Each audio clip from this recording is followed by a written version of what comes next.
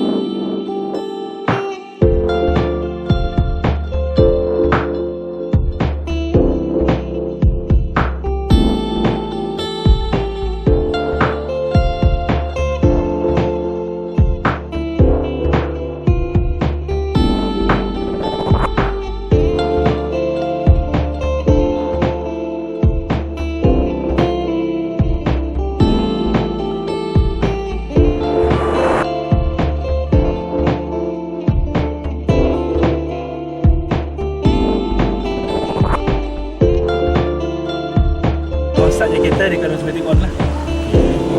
Off je kereta, dia akan automatic off. Okay, sekarang ni view dia ni dengan ni. Belakang, abang nak ubah view dia, tekan di atas ni sekali, di separuh-separuh. Depan saja, belakang saja. Depan belakang cik. Okey, lepas tu tekan tengah ni, butang tengah ni. Butang tengah.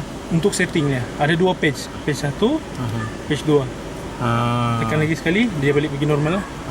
Okey. Nak tengok video yang sebelum ni, tekan huruf M tepi ni. Memori. Okey, memori. Memori tekan 2 kali. 1, 2. Dia keluar putih-putih ni, maksudnya dia play tadi lah.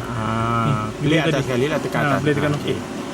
Tekan balik M ni, dia balik pergi depan. Dah je dah. Okey.